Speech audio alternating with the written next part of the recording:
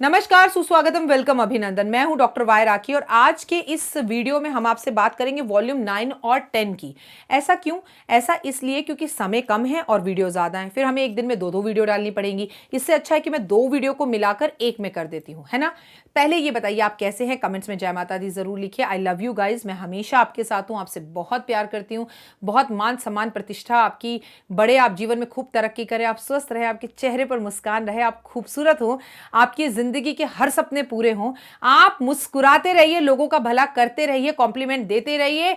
जो करेगा बुरा उसका होगा बुरा, लेकिन आप इस महाशिवरात्रि में अपने आप से वादा कीजिए कि आप एक महा काम करेंगे, यानी बड़ी नौकरी लगेगी आपको, बड़ा व्यापार होगा आपका, कर्जा उतरेगा बड़ा वाला आपका। आप महान सोचिए और शिवरात्रि की रात को केवल सोने के लिए बर्बाद मत कीजिए। मैं हूं डॉक्टर वाई राखी। पहले कमेंट्स में जाकर जय माता दी लिखिए। अपनों का खासा ध्यान रखें, बच्चों को, परिवार को, सबको मिलकर महाशिवरात्रि के दिन मंदिर में जरूर लेकर जाएं, लेकिन सबसे पहले हमेशा की तरह बोले, बिलीव इन कर्मा।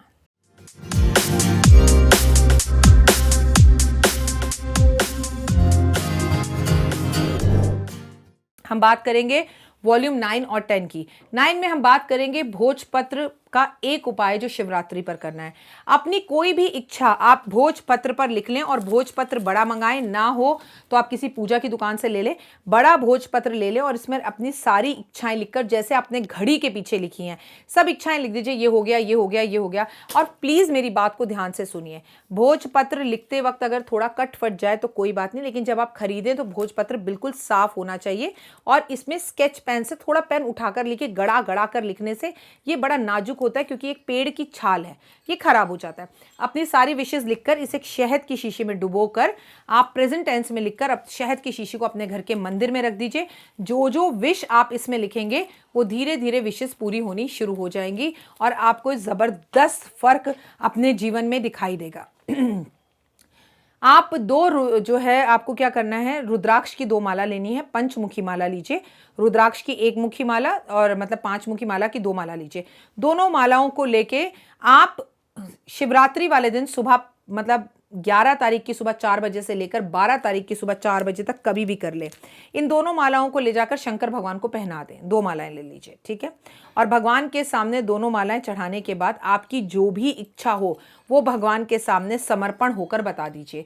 वहाँ 2 मिनट बैठिए। कोई जल चढ़ा रहा है चढ़ाने दीजिए, कोई दूध चढ़ा रहा है चढ़ाने दीजिए, कोई कुछ कह रहा है, आप उठिए, घंटी बजाइए, अपनी सारी इच्छा बोलकर वहाँ पर 10 का नोट रखिए और जैसे भगवान से आपने माला उधार लियो कि हे शंकर भगवान, मैं तुमसे ये माला एक उधार ले रहा हूं, और एक रुद्राक्ष की माला को वहीं छोड़ दीजिए। एक उधार लेकर जो आपने ली है वो ले आइए।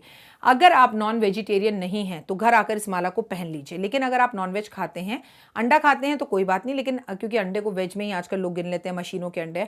अगर आप अंडा खाते हैं तो आप इसे पहन सकते हैं, लेकिन अगर आप चिकन मटन सब खाते हैं तो आप इसे नहीं पहन सकते। अगर आप इसे पहनेंगे तो आपके सारे बंद रास्ते खुल जाएंगे। अगर आप इसे नहीं पहन सकते क्योंकि आप नॉन वेजिटेरियन हैं, तो अपने घर के मंदिर में आप अपनी माँ दुर्गा को या शेरावाली को या अपने घर की तिजोरी में या जिस जगह पर आप सोना चांदी जेवर रखते हैं वहां पर इस रुद्राक्ष की माला को रख दीजिए। और उसके बाद देखिए जीवन में शिवरात्रि वाले दिन किए गए इस उपाय से कितना धन आएगा। अब हम बात करते हैं वॉल्यूम 10 की, जिसमें हम भस्म की बात करेंगे।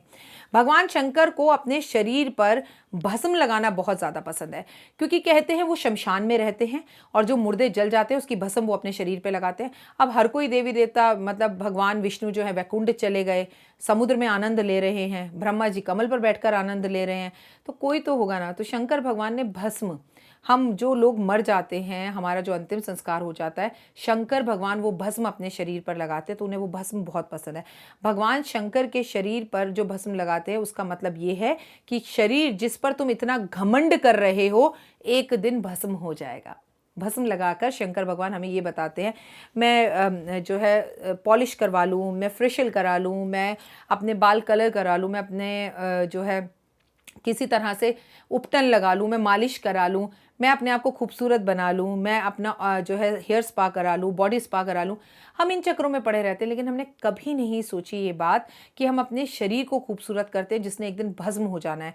भगवान शंकर भस्म हम भगवान को जब चढ़ाएं, आप शंकर भगवान को जब महाशिवरात्रि पर भस्म चढ़ाएं, तो अपनी ईगो अपनी तकलीफ़ें, अपनी नेगेटिविटी को भस्म के साथ चढ़ाकर ये मन में सोचिएगा कि मैं आज ये समझ कर जा रहा हूँ भगवान कि आखिर इस मिट्टी वाले तन ने भस्म ही होना है, तो तेरी पूजा आराधना अर्चना क्यों ना कर लूँ मैं।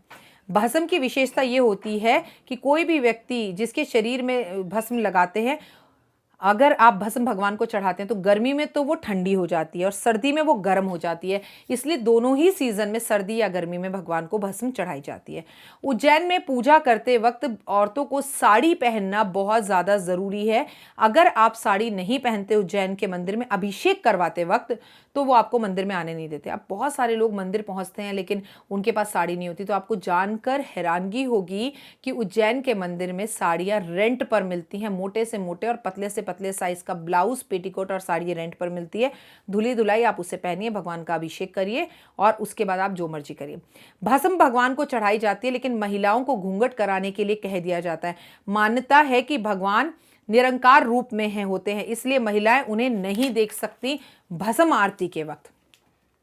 एक लोटा शिव का भक्त, एक शिव का चला शिव को मनाने के लिए, हाथ में 2 फूल लोटा जल चढ़ाने के लिए। भगवान की आरती उज्जैन के अंदर 6 बार की जाती है, ठीक है। सबसे पहले भस्मा आरती की जाती है, घटा टोप रूप दिया जाता है उनको, फिर हनुमान रूप दिया जाता है उन्हें, शेषनाग अवतार दिया जाता है उन्हें दूल्हे का रूप दिया जाता है और उन्हें बयन मतलब शयन आरती के स्वरूप में किया जाता है। ये आरती का मतलब है कि भगवान अब सोने जा रहे हैं। शिवरात्रि में अगर आप भगवान को भस्म अर्पण करते हैं तो आप याद रखिए कि आपकी अधूरी सभी इच्छाएं पूर्ण हो जाती हैं। चांदी की भस्म भी होती है, सोने की भस्म भी होती है, चंदन की भस्म भी होती है और जो पूजा की दुकान पर भस्म मिलती है वो भी भस्म होती है। कहने का मतलब ये है कि शिवरात्रि के इस महा उपाय में अगर आपने भगवान पर भस्म अर्पण नहीं करी तो आपकी पूजा अधूरी रह जाती है और आपको कहीं ना कहीं उसका फल नहीं मिलता। मैं हूं डॉक्टर वाई राखी। शिवरात्रि से जुड़े अगर आपके कोई भी सवाल हो तो आप हमें व्हाट्सएप पे वॉइस मैसेज पे पूछ सकते हैं, लेकिन वो इस वीडियो से जुड़े हुए होने चाहिए, जो वीडियो हम लगातार आपके साथ शेयर कर रहे हैं।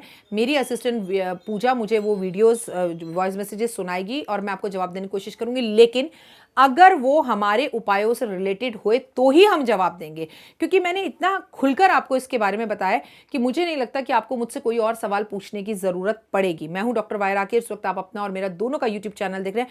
महाशिवरात्रि की, भोलेनाथ की, शंकर भगवान की, डमरू वाले की, भोलेनाथ की हार्दिक शुभकामनाएं। फिलहाल मुझे दीजिए इजाजत। अपना और अपनों का रखिएगा खास ध्यान। जय माता दी।